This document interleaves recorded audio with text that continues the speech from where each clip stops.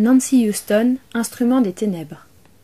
Le carnet Scordatura, Lake House, 31 août. Fin de l'été, je note cela. Mais ajoute aussitôt, la nature, je m'en fous éperdument. Je n'ai jamais collectionné de feuilles, même pas étant enfant, même pas de cailloux. Qu'on se trouve au printemps ou en automne ou en hiver m'est parfaitement égal.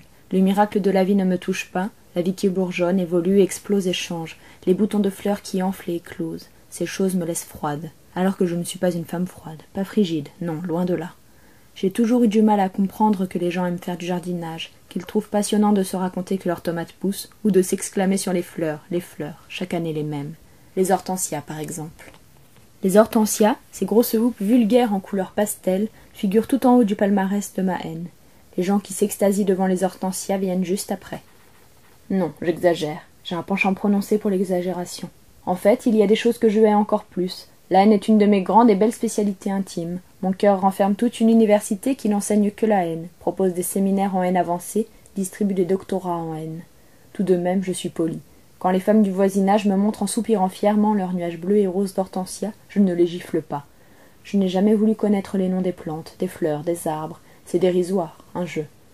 D'abord, on leur invente des noms, et ensuite on met à l'épreuve notre connaissance de ces noms. Ils n'ont pas de nom, alors pourquoi faire semblant? La nature est muette. C'est moi qui nomme. Je me suis moi-même nommée, ou plutôt renommée.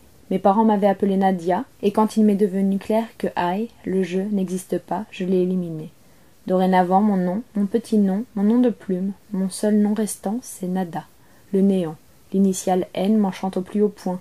Selon certains auteurs français du siècle dernier, ce phonème est singulièrement apte à exprimer des idées de négation, d'anéantissement et de nihilisme, et j'ai tendance, nil nux nix niet, à lui donner raison. L'auteur en question s'appelait Naudier. Même ici, dans cette chère maison à Bardo où je me réfugie quand les sirènes hurlantes de Manhattan me lacèrent trop les nerfs, je ne m'empare pas d'un panier, comme le font les autres femmes pour aller à la cueillette des mûres. Le fait qu'elles soient mûres fin août plutôt que début février me laisse de glace. Les gens font tant de tintouins autour de choses arbitraires. Et ensuite, ces détails sans pertinence se mettent à prendre toute la place. Date de naissance, d'où, phase de la vie, sens de la contemporanéité. Lieu de naissance, d'où, patriotisme, équipe de baseball, guerre et tutti quanti. Le temps passe, certes, c'est une des lois de la vie, cruelle et implacable. Il est passé à travers mon corps d'enfant, le transformant en un corps de femme, corps d'une stérilité militante, et il en aura bientôt fait un Maccabée. Je ne vois pas là de quoi se pavaner. C'est ainsi, amen, la vérité plate, sinistre, sordide et sans réplique. Vérité biblique merdique. Personnellement, je ne fais aucune confiance à la vérité. Il n'y a que les mensonges qui m'intéressent, les miens en particulier. Même enfant, j'aimais mentir. Et depuis que j'écris, le mensonge est devenu ma passion dominante. Bientôt 50 ans. Suis-je vieille? D'après Stella, on sait qu'on commence à vieillir quand les gens cessent de vous traiter d'épatante et se mettent à vous traiter de brave ou de pétillante. Mais pour le moment, il me semble que ma beauté, plutôt que se faner, ne fait que s'infuser comme du bon thé, devenant chaque jour plus âpre et plus savoureuse. Combien d'hommes ont rendu visite à mon corps? J'avais autrefois le fantasme qu'un jour toutes les verges que j'ai rencontrées se trouveraient alignées côte à côte, en pleine tumescence bien sûr, non pour stupidement en comparer la longueur, mais pour les dénombrer, les inspecter.